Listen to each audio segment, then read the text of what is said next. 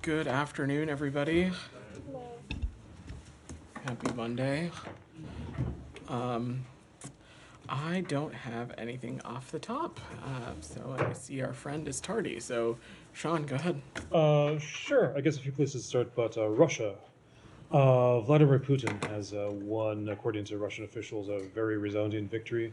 Does the U.S. have any comment on either on the margin of victory or more generally on the election conduct? You know, Sean, I was on the edge of my seat. It was such a nail biter. No, look, in all seriousness, to be very clear, the Russian people deserve a free and fair election and the ability to choose among a group of candidates representing a diverse set of views. Russians, like everyone else, deserve access to impartial information to help them choose the leadership that they so desire and help them determine the future of their country. And that was clearly not the case in these elections, which were neither free nor fair. And as you all know, the Kremlin has imprisoned political opponents and prevented others from running. They've denied anti-war candidates, among other things. And as you also all know, that leading Kremlin critic Alexei Navalny recently died in custody following years of harassment, abuse, and imprisonment. So this election occurred in an environment of intense repression and imprisonment, and ultimately, though Vladimir Putin is likely to remain the president of Russia, though recognizing that is certainly not any excuse for his autocracy. Just the last person, recognizing that is not an excuse, like recognizing he's recognizing that it is likely that he is going to remain president of the Russian Federation. Sure. I mean, some in the dissident community have been saying that the United States should hold off of formally recognizing the victory in whatever shape that means. I mean, does the United States recognize that he is reelected? Obviously, he is president of Russia, but is the United States recognizing the results? Well, Sean, it certainly was an undemocratic process, and I think it is safe to say that there certainly won't be any congratulatory calls coming from the United States of America. But like I said, he is likely to remain the president of Russia, but that does not excuse him of his autocracy. Sorry, what does it mean he's likely to remain the president of Russia? He will remain the president of Russia. Well, why do you keep saying likely? You've said it like 4 times now. He's going to remain the president of Russia. But again, I think the bigger point here, Matt, is that, as I said, this was an incredibly undemocratic process, and certainly him being president of Russia does not excuse him of his autocracy. Coming back to you.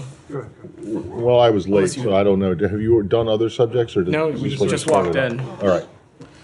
I have other subjects, but since I was late, I'll let others go first. In the spirit of politeness and democracy. Anything else? Okay. Before we pivot away to a different topic, I will go back to the Associated Press in case, unless anybody else has elections on Russia, which is the last thing we were talking about. Okay, so go ahead. Well, I have questions on Haiti, but I also have questions on Niger. So let's just start with Haiti. What's the latest situation with the evacuation flights? So some of you we were in touch with about this over this weekend, but on Sunday, March 17th, the department facilitated the safe departure of over 30 American citizens on a U.S. government charter flight from Cap Haitian, Haiti to Miami International Airport. As you all know, that the Haiti has been at a level 4 do not travel state since March of 2020. U.S. citizens should not travel to Haiti, and those in Haiti should depart immediately using commercial or other private transportation options when available and safe to do so. Well, okay, but are there more flights planned? This is we're taking this process step by step, Matt. This is a fluid and quickly evolving situation on the ground. We are continually staying in touch with American citizens and those who may either be interested in hearing from embassy operations or interested in potential assistance in departing, and we'll be in touch with them should additional measures materialize. But I don't have any updates to offer at this moment right now. And then on the political situation and the agreement that the Secretary helped broker last week, the beginning of last week. So it is not hyperbole to say that this is one of the most dire humanitarian situations in the world. Gang violence continues to make the security situation in Haiti untenable, and it is a region that demands our attention and action. I understand that Haitian stakeholders are very close to finalizing membership and remain in active discussions with CARICOM leaders as it relates to the makeup of the Transitional Presidential Council.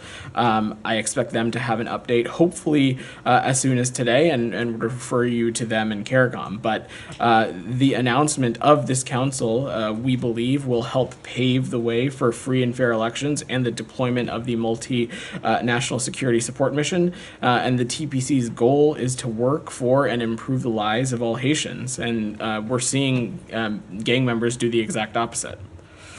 Thanks. God.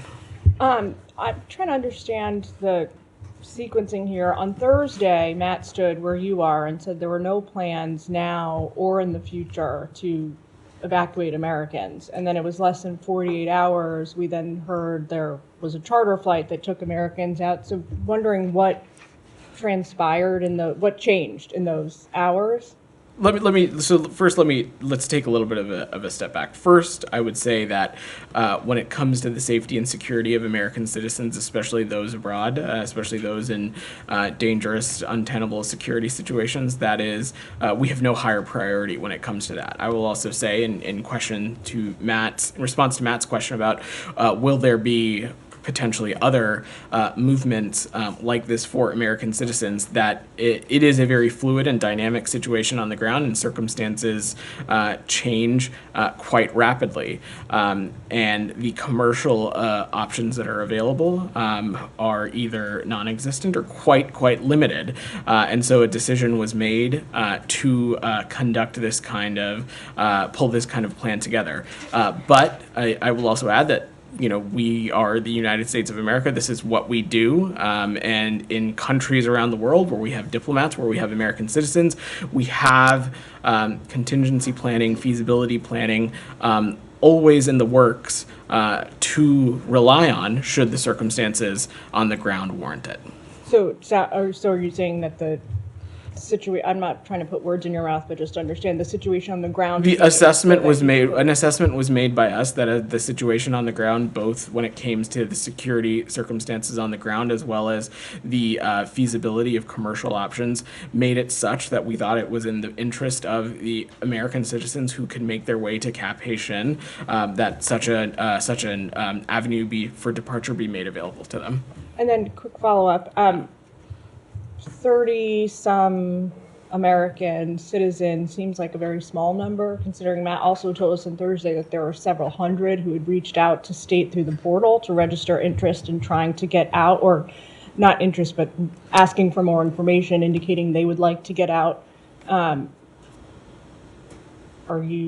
How concerned are you about the safety of those hundreds of Americans that are still there? This is a fluid situation, and the number of individuals who have reached out to us through the crisis intake form is approaching 1,000, and we're continuing to monitor the situation closely, evaluate the demand of U.S. citizens, evaluate the overall security situation, evaluate what is feasible when it comes to commercial transportation options, what is feasible for other transportation solutions. So I am just going to say that work is ongoing, and we have no higher priority than the safety and security of American citizens, though we certainly recognize the security situation is untenable, and we're continuing to look at what might be possible. Kamala. Thank you. Are you able to clarify if the American citizens who got out over the weekend, are they all American citizens? Are there any lawful permanent residents? Is it non-American family? Can you just clarify those? So I don't have a makeup to offer of the passengers on Sunday's flight beyond what I said, which is that the departure of over 30 U.S. citizens. Our priority right now continues to be American citizens. We will take a look at individuals of other categories based on availability, resources, demand signals, and things like that. But right now, our priority continues to be American citizens. And can you say if most of the Americans who have signed up to the crisis intake form, you're saying that this is approaching 1,000.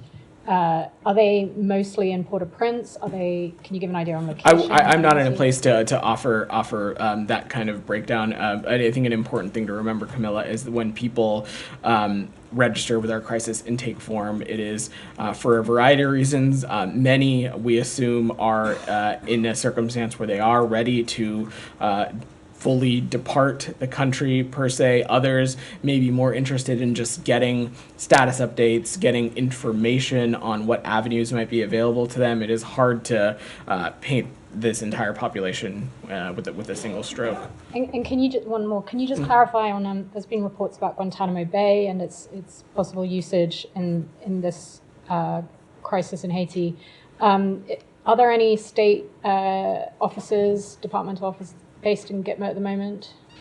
Not to my knowledge, and I think the Department of Homeland Security may be happy to speak to you about any contingency planning that they are doing as it relates to potential migration activities. I will just note that from our perch and vantage point, irregular migration levels in the Caribbean continue to be low, but in terms of any planning that is underway, I'm sure my colleagues at DHS would be happy to speak to you.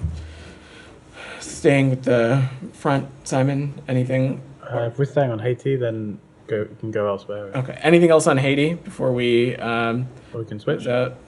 Nick, you look like you were about to put your hand up. Haiti? No? You're good? All right. Can we on talk, Haiti? No. Okay, then I'm going to go to Simon. I'll come to you, Side. I promise. I wondered if on Gaza we could get your response to the IPC, the Integrated Food Security Phase Classification Assessment. Basically saying it's already the situation, food shortages in the Gaza Strip have already exceeded famine levels. Mass death is now imminent, and basically the UN says a ceasefire immediately is needed to avert this. Is that something that, given the severity that's laid out in this report, that the US might consider? So first, I just want to say we have seen this alarming and heart-wrenching report, and it is quite stark. There are children who are starving, that are malnourished as a result of the fact that humanitarian assistance can't get to them. And that is why we believe so strongly that everything must be done to scale up the delivery of humanitarian assistance. We believe sustained humanitarian assistance is required. Unhindered land convoys, we think, are irreplaceable when it comes to the ability to reach people wherever they are across Gaza, in addition to the additive and supplemental efforts of delivery of food via maritime routes and airdrops. I don't have any new policy to announce, Simon. You've heard the Secretary say pretty clearly that we are for a ceasefire, but one that is coupled with the release of the hostages, and one that allows some space for continued diplomacy and deliberations for broader peace and security in the region. You mentioned unhindered land convoys. So is it correct that Israel is hindering the flow of aid across the land border? That's not at all what I was saying, meaning to imply. The point that I'm making is that there the amount of aid that has been entering Gaza up to we continue to need more, and this report is pretty stark in its assessment of how much more is needed. But we continue to see progress in that space. I will say over the weekend, the World Food Programme's 96th Gate convoy successfully delivered aid into Gaza. 18 trucks were able to enter the north without any incident, were able to offload at their planned destinations without any looting. There was no additional interference. I will also say that since March 2nd, U.S. C-130s and U.S. C-17s have dropped more than 315,000 meals, more than 140,000 bottles of water, and more than 5 tons of items such as rice, flour, pasta, and canned food. I'm certainly not trying to make the case that any of this is enough or addressing enough to alleviate any concerns, but it is a step in the right direction, and it's the kind of metrics we want to see and continue to hopefully see in the days ahead. But just to clarify, the 18 trucks, surely there could be more trucks if it wasn't for the Israelis who are controlling that border. Again, this is not you've heard me say this before, this is not a border that the United States controls, and Israel has legitimate security concerns, and we're respectful of appropriate steps that need to be taken for assessing security for anything that might be entering Gaza. But we also continue to believe that more can be done expeditiously, more can be done rapidly, and overall more steps can be taken to allow the entrance of aid to help alleviate the dire humanitarian crisis in Gaza. So sorry, I'll hand over in a second, but this 96th gate, there was this one load of trucks that went through. Is that now like a regular crossing that trucks will be going through? That's our every hope. day? That's our hope. That's not for me to speak to from up here. I sort of just offer this metric to you as an assessment. But our hope is that the avenues that exist for humanitarian aid to flow into Gaza, all of them, these gates, airdrops, and so heavy, that all of them be pursued aggressively so as to help alleviate the humanitarian crisis in Gaza right now. Sorry, Vedant, can I just say, Yeah. you mentioned that one of the things that you were dropping was pasta. Are those part of MREs, or are you dropping, when you drop the pasta, are you dropping enough clean water so it can be cooked? I don't have a technical breakdown of the kits, Matt. I just have 5 tons of food items that include rice, flour, pasta, and canned food. But I'm happy to. I'm sure USAID would be happy to Okay. check with you. Thank you. It's likely that they may already be ready to eat meals and already cooked. So have you. Thank you, Vedant. A couple of questions. Today, the Israelis assassinated Faik Mabhour, who is one of the police commanders, and in fact, he was responsible for the distribution of the American flour a couple of weeks ago, and so on, effectively and efficiently.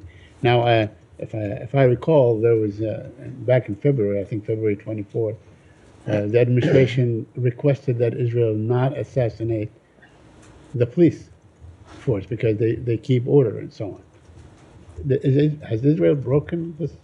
I'm not aware of this specific report. Could you look into it? I'm not aware of this specific report, but I'm happy to. All right, I have a couple more questions.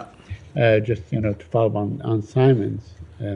UNICEF says that 13,000 children in Gaza have been killed. It's staggering, but it doesn't seem to have any end. I mean, this thing keeps going day after day. The Israelis keep going to the hospitals, over and over and over again.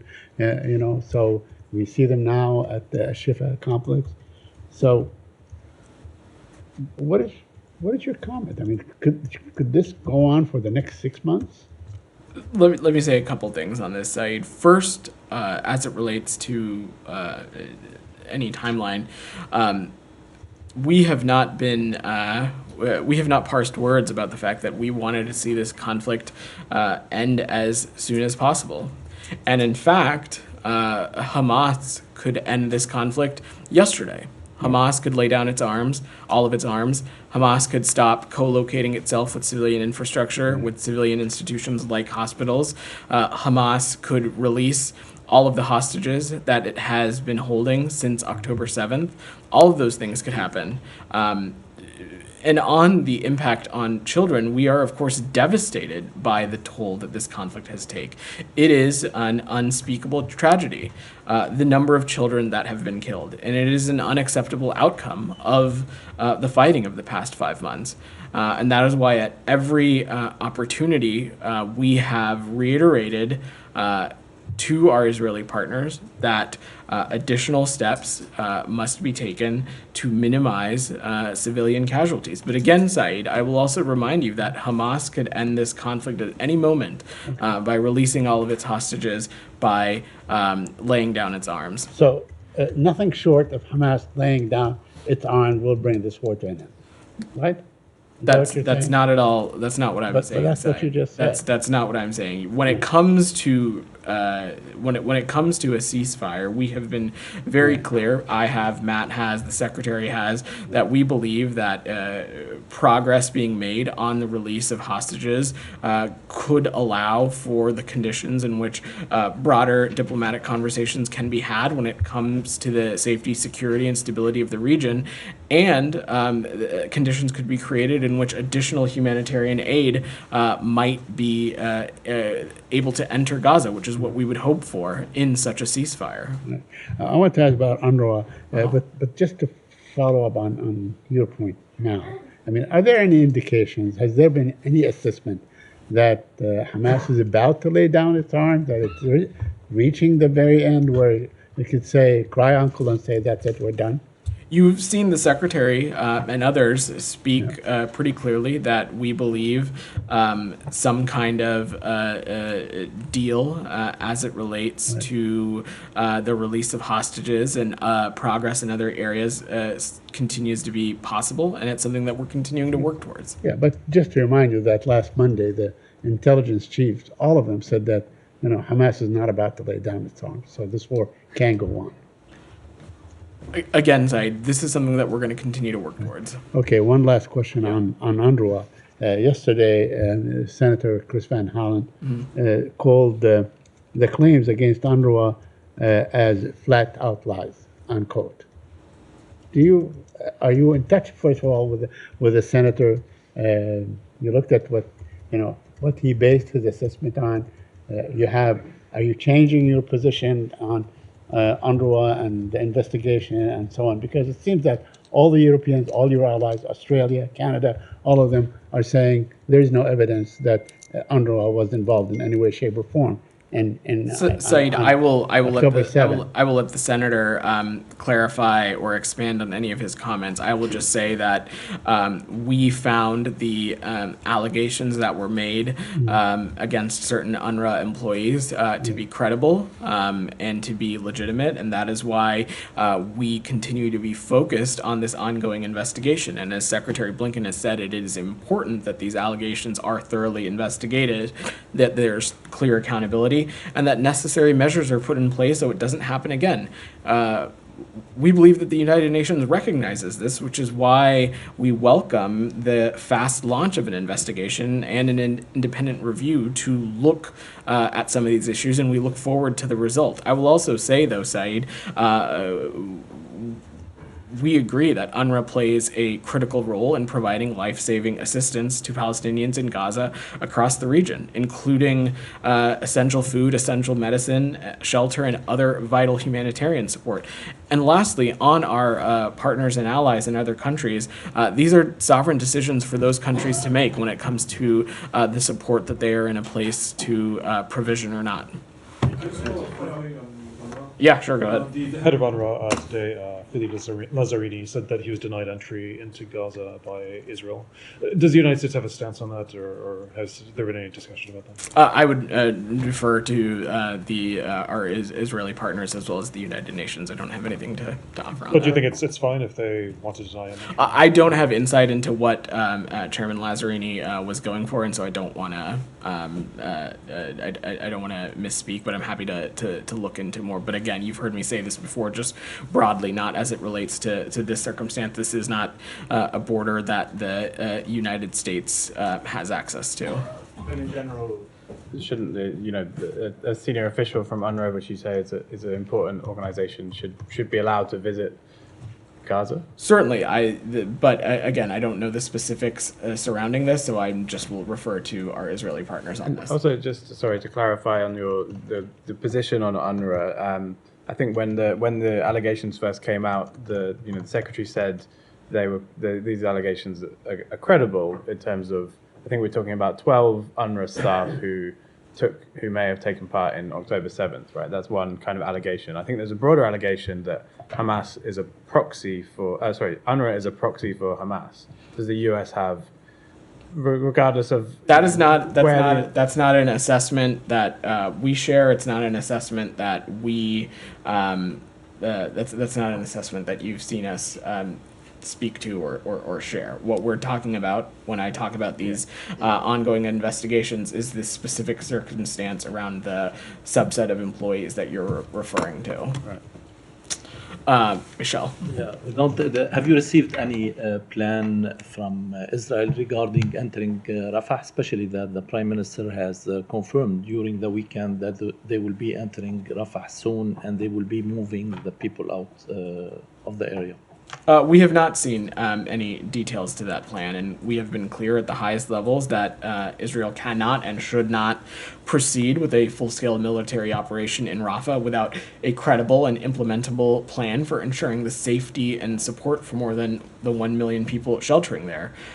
So no, we have not seen the details of that plan. The government of Israel has said that they will implement a humanitarian assistance plan. They've said that publicly, but we have not seen anything yet. So, sorry, when you say you've been clear that Israel cannot and should not start a Rafah operation. What does that mean, cannot? I mean, of course they can. Right? What do you mean, Matt? Well, you say that they cannot and should not start an operation in Rafah without this plan, but I don't understand your use of the word cannot. Certainly, because yes. I will just, to take a step back. If there's a of plan or course, not, they can do it. Right? Let me just say that, again, Israel, of course, is a sovereign country. I say cannot as a turn of words to express our dire and immense concern about any kind of I impending... get that, but I mean, it's not an issue of can, it's an issue of whether they should or not. Correct. Okay.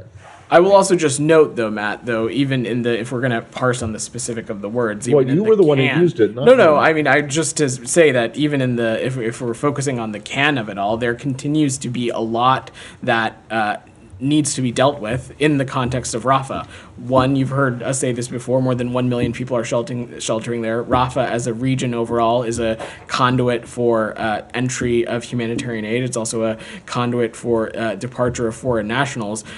So without a serious, credible plan that addresses all of this stuff, I think it would be very difficult to conduct something like this. So perhaps they cannot even do something like this without a credible plan.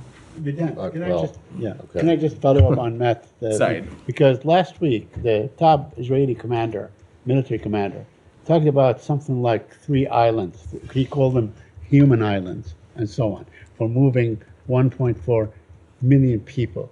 Now, could this look anything other than like a concentration camp in your view? Is that a map? Is that a plan that you may have looked at? Said, let me just be very clear about this, so there's no question. When we're talking about any kind of humanitarian plan as it comes to Rafah, or plans that address how to ensure that the 1 million people sheltering there are not impacted by any violence or military activity, there's no part of that in which we claim to mean that would involve forcible movement of these people in Gaza, these people who might be sheltering in Rafah. I would just say broadly that anything like that would, one, need to be voluntary. Two, I've not seen the specifics of that plan, so I unfortunately can't comment on that. But both in the context of our broader vision for the region, but both in terms of dealing with this immediate issue, there should be no forcible movement or displacement of the Palestinian people. Go ahead.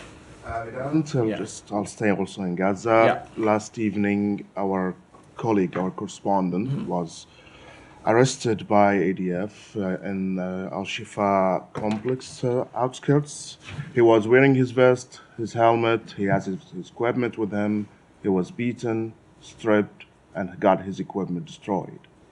This is, the IDF clearly saw that he's a journalist with his equipment, and this didn't stop them. And just add him to a long list of journalists that have been either killed, injured, or detained by the Israeli forces. Do you have any comments? We're aware of those reports, and we've asked the government of Israel for more information. But in general, we have been very clear that journalists play a vital role, and that no journalist should be targeted in order to silence their voices in this conflict or any other. And the circumstances are as such in Gaza, where we believe the journalism and the voices of journalists is more important than ever. But again, as it relates to this specific situation, we've asked for more information, but I don't have any other specific comment on that.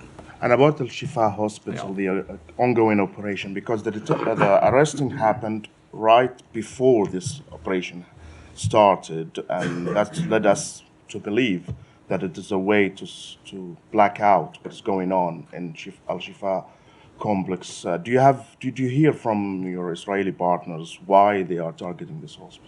So I'm not going to speak to specific military tactics or assessments or operations from up here. Let me just say two things. First, President Biden, Secretary Blinken, others have made their points quite clear that civilians at hospitals, medical personnel, patients must be protected, and that hospitals must be enabled to be supported, to be run effectively, and to treat patients and to care for people who need help from these hospitals. I will also just note, though, that there is plenty of open source information out there that indicate Hamas's use of many different kinds of civilian institutions, including hospitals, to store weapons, to function as command and control centers, to house its fighters. There also is information that Hamas and Palestinian Islamic Jihad use some hospitals in the Gaza Strip, including Al-Shifa, and tunnels underneath to conceal and support their military operations and potentially hold hostages. So I'd refer you to the IDF to speak more to their specific operations. Alex, go ahead. Thank you, Vedant. On this or another topic? I got it. Moving to Russia, if I may. I think other people got questions on this, so I'll come back to you. In the region, unless someone still has anything on Gaza specifically. Go ahead, Ryan. Follow up on what they're asking about UNRWA. When you originally talked about the allegations against the 12 staff, you had said that UNRWA itself was the one that forwarded those allegations along. You said that you found them credible, but since then, UNRWA itself has said that its staff were tortured by Israel in order to get some of those confessions extracted. Does that change your view of the evidence that was presented by Israel? And if UNRWA was credible enough for you to believe the allegations the first time, is UNRWA credible enough when they make an allegation of torture against its staff? I've not seen that reporting, Ryan, but I will just note that we continue to find the allegations that were laid out a number of months ago to be credible, and we also welcome the swiftness at which UNRWA informed not just the United States but others about this, but also the swiftness in which the United Nations launched its own investigation mechanism and its own independent review, and we look forward to seeing those results. And to echo Secretary Blinken, we want these allegations thoroughly investigated so that there is clear accountability and measures put in place so this doesn't happen again. We want all this to happen because we believe very strongly that UNRWA plays a critical role in producing life-saving assistance in the region, not just in Gaza, but the broader Middle East as well. They are vital players when it comes to food, medicine, shelter, and other humanitarian support. Your position, which is in opposition, as they said, to so many allies around the world, has encouraged Congress to move forward with a ban. There's now an agreement between some Democrats and some Republicans to continue the ban, I think, throughout the rest of the year. Is that something that the State Department would support, tying the State Department's hands even if the report comes back? You've heard me talk about this before broadly when it comes to the supplemental bill that is being negotiated in Congress. These are active and ongoing things that are happening, so I'm not going to go down a rabbit hole too much. But broadly, we support the contours of this supplemental bill. We believe that it is vital for what is required to support our Ukrainian partners, to support our Israeli partners. There's also funding in that supplemental bill for humanitarian aid, including a significant portion for Gaza. So these conversations are going to continue to happen, and I will let those the bill take more concrete shape. Anything else on Gaza before we move it? Anybody's got others. What's that? I have one on Honduras, but if that... yeah, well, I'll try and come back to you if I can. DR, go ahead. Thank you, Vedant. Yeah. One question on the Kurdistan region election. The Kurdistan region long delayed election, which was scheduled to be held in June 10. But today, the Kurdistan ruling party, KDP, announced that they will not participate in that election, and they said that the Iraqi top court is trying to imposing an illegal and unconstitutional election in the Kurdistan region, which is not acceptable for them. And this may result in further delay in that election. Do you have any comment and reaction to that? And does the United States willing to engage with the parties in the region to bring a solution to that matter? We've seen the KDP Politburo statement that they will boycott the upcoming Iraqi Kurdistan parliament elections. We're concerned by the KDP's announcement. Our consistent position has been to support the conduct of and the full participation in free, fair, transparent, and credible elections. We also understand that many of the concerns raised by Iraqi Kurds with respect to recent decisions made by the federal institutions, but we don't think that boycotting these elections will serve the interests of the IKR, the Kurdish people, or Iraq in general. And one more question, Yeah. the tensions between Kurdistan region and Baghdad is getting more intense and tense, especially after the Iraqi top court decisions against the Kurdistan region. So what's your reaction to that disputes, and how are you going to work with these two partners to bring a solution to that disputes?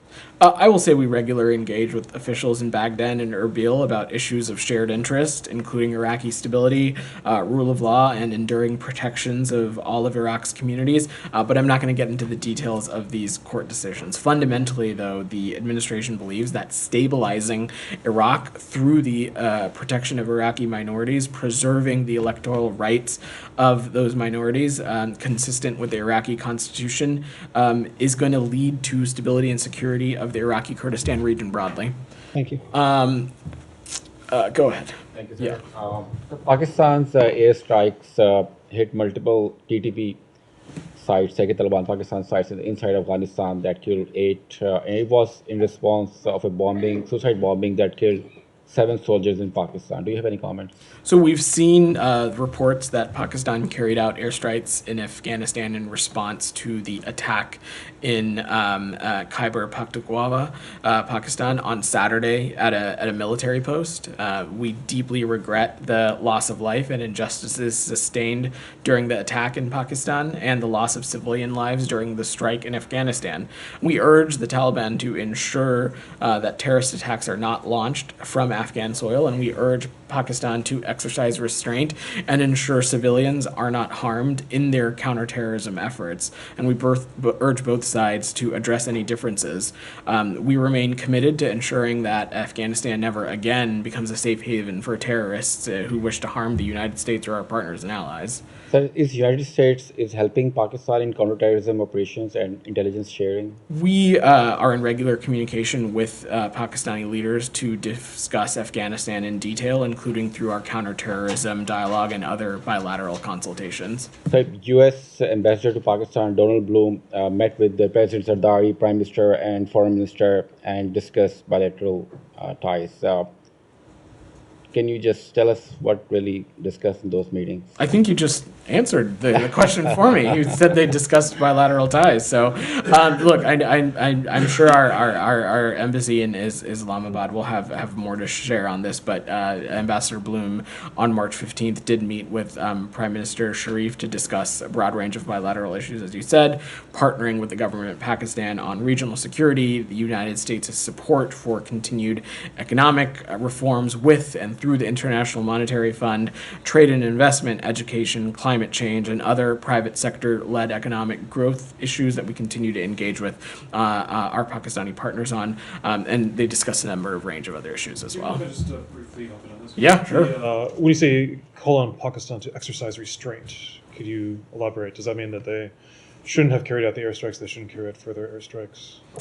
We're speaking to the previous question, yeah, right? No, yes. Yeah. Sean, any loss of civilian life is troubling and heartbreaking to us, and so we want to make sure that when some of these operations are being conducted, that every step possible is being taken, that it's the perpetrators that are being held to account, and that it's not civilians who are being impacted.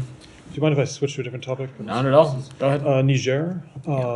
There's been a lot of uncertainty about that, the junta's remarks appearing to to sever military cooperation with the U.S. Do you have any update where things stand? Does the United States think that that's where Niger is going? So to take a step back, Sean, a senior U.S. delegation traveled to Niger last week to discuss a number of issues with the CNSP. The U.S. is aware of the March 16th statement by the CNSP announcing the end of the status of force agreements between Niger and the United States. This statement followed from frank conversations from this American delegation on the CNSP's trajectory. And we are in touch with the transition authorities to seek clarification of their comments and to discuss additional next steps. To seek clarification, I mean, is it the stance of the United States that the military cooperation is a good thing, that the United States wants to continue that with Niger? I would say broadly that our security partnership with West African partners are mutually beneficial and are intended to achieve what we believe to be shared goals of detecting, deterring, and reducing terrorist violence and creating an environment conducive to economic and social development. And when you say seeking clarification, is there something that's been happening since Friday? Has there, obviously the delegation's left, but has there been some sort of contact? How is the United States trying to seek that clarification? We continue to engage through our embassy. We continue to have our ambassador and our embassy team there, and we're continuing to discuss with them. I will just note that the delegation meeting it included an exchange of views on a number of ideas. Niger's path to civilian democratic rule, our shared fight against terrorism, including the role of U.S. security support, the importance of Niger conducting its external partnerships in a manner consistent with international law. Those were a number of things that were discussed. Nick, you've had your patiently hand up. I'll come to you, Alex, I promise. Different topic. There are some rumblings on the Hill and elsewhere about Chilean criminals using the visa waiver program to come to the United States, and commit organized crime. Some members on the Hill are threatening to block funding for the visa waiver program. Are you familiar with this issue, and do you have any comments on it? So I don't have any specific comment on this specific issue, Nick, but let me just say broadly in the context of visas in any circumstance as it relates to any country around the world, whether they are party to the visa waiver program or not. A visa allows a foreign national to travel to a U.S. port of entry and request permission to enter the United States. But the visa does not guarantee entry into the United States. U.S. Customs and Border Protection officials at ports of entry have broad statutory authority to conduct inspections and permit or deny admission to the United States in accordance with U.S. immigration law. We take I would say the administration broadly takes the safety and security of our ports of entries quite seriously. I'm sure my colleagues at DHS would be happy to talk to you about some of this more. Alex, go ahead. Thank you, Vedant. I have my questions, but before that, let me go back to Russia briefly. Curious where you're standing on growing calls to the administration to refrain from recognizing Putin as a duly elected president. You were late, Alex. We talked about this at the top.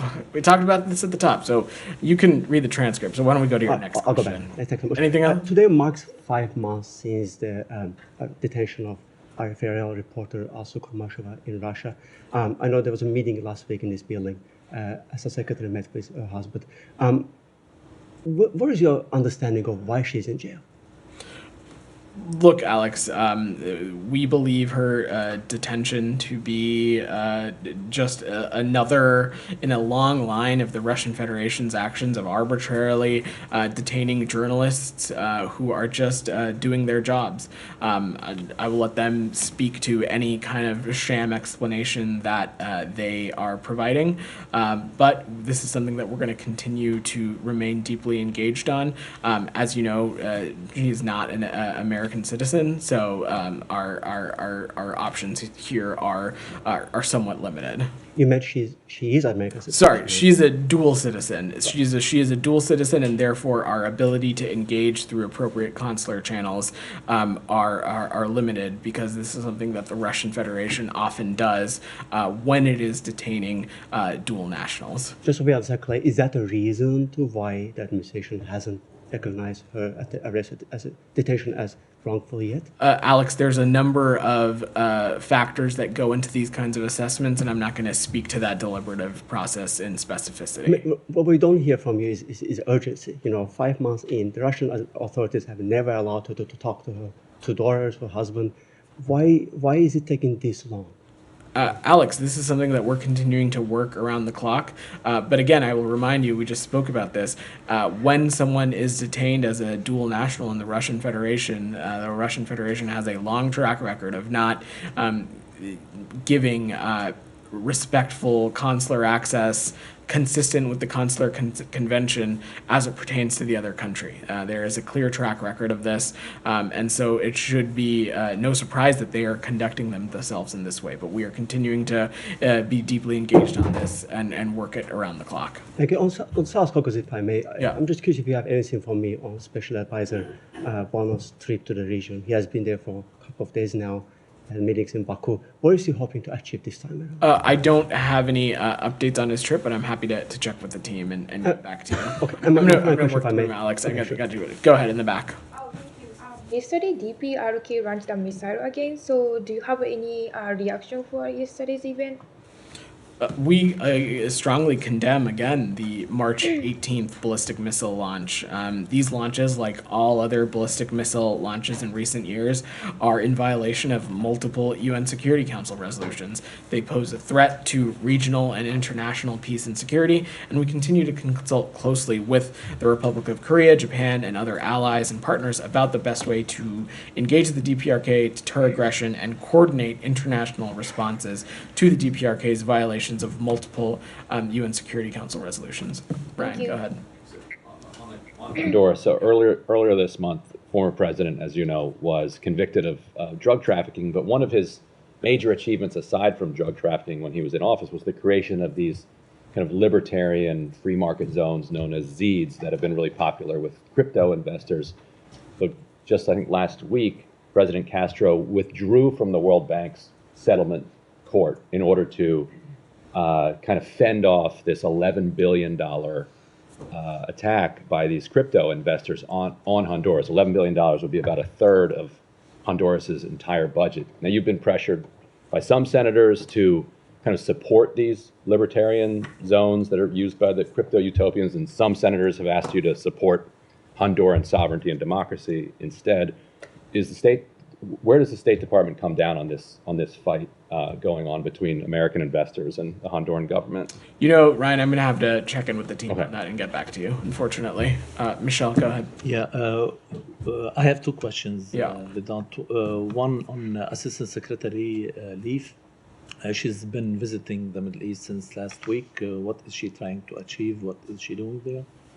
So, as you know, Assistant Secretary Leaf is a senior official of this department who's been engaged around the clock on the many issues currently facing the Middle East. I'm happy to check with the NEA Bureau if there's specific readouts that we can share as it relates to some of our engagements. And on Niger, is the U.S. delegation back to Washington? And what's going on with Niger? Is the U.S. planning to leave the country soon? So they are back. I think Sean asked this question not too long ago, but I will just note that we are aware of the March 16th statement from the CNSP. This statement followed from conversations with this American delegation that they visited, where we had some frank conversations about the CNSP's trajectory, and we are continuing to be in touch with transition authorities to seek clarification and discuss next steps.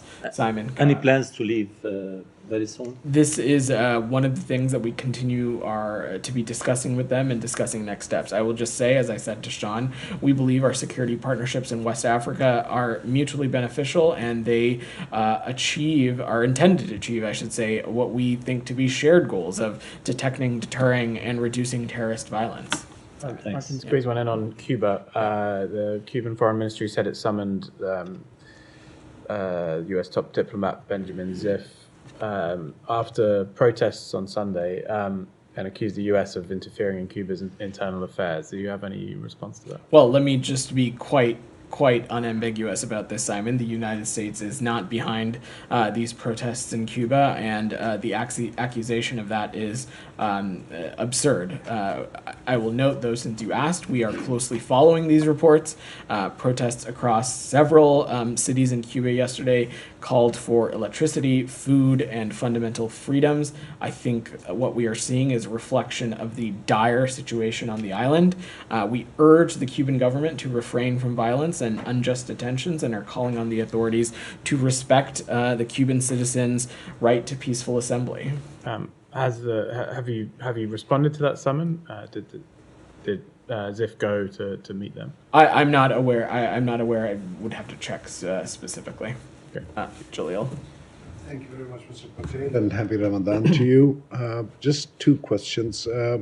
When you were commenting about the strikes between Pakistan and Afghanistan, I didn't feel like you sounded like Pakistan was an ally. It seems like you were treating both the countries in a very balanced manner, telling Pakistan to restrain.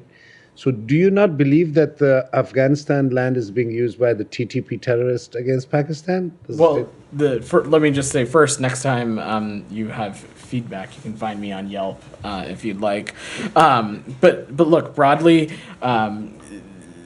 we believe that it is important that steps be taken to minimize casualties. We're aware of these reports that were carried out, and we deeply regret the loss of life and the injuries sustained. Both the 7 Pakistani soldiers who perished at the onset of the first suicide bomb, as well as the civilians who were impacted and lost their life by this counterstrike. Again, though, Pakistan is an important and key partner, and one that we are in regular communication with when it comes to talking through our counterterrorism dialogue and other shared security priorities. Go ahead in the back. Just one. Go ahead. Thank you very much. Then I'll come to you, Leon. Sorry. A few weeks ago, in Adiala jail, where Imran Khan is kept, 2 inmates in jail were killed.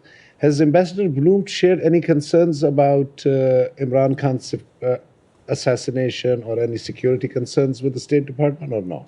I don't have any specifics to offer on that, including as it relates to Ambassador Bloom's meeting with Prime Minister Sharif. I don't have any other specifics to offer beyond what I laid out. Leah, go ahead. Thank you. And then we'll wrap after you. Sure.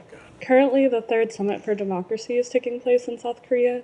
Compared to the past 2 years, there's been less media coverage surrounding it, and there's been criticism of the U.S.'s invitee list, as well as its message of democracy to the world, particularly from the global south. Do you think the Biden administration's approach to promoting democracy around the world is working? Well, I will just note, Leah, that we are putting an immense emphasis on the Secretary's participation in the Summit of Democracy, so much so that he gave some pretty important set of remarks. First, let me just say, we are thankful to our hosts, the Republic of Korea, for hosting the Secretary at the beginning of the summit and continuing to have some great programming throughout the week. We know that this is a shared priority, not just between the United States and the Republic of Korea, but also other countries who participated. But the Secretary, as part of this, outlined the U.S. strategy to promote information integrity and resilience. We believe information integrity is critically important to addressing shared global challenges, including health security, the climate crisis, revitalizing our alliances, and we have a positive and holistic vision for a resilient information environment. And let me just say, this is something that has been a priority for this Secretary, but it has also been something that our Bureau, the Bureau of Global Public Affairs, as well as Undersecretary for Public Affairs and Public Diplomacy, Liz Allen, and her team have been deeply engaged on since the onset of this administration. All right, thanks everybody.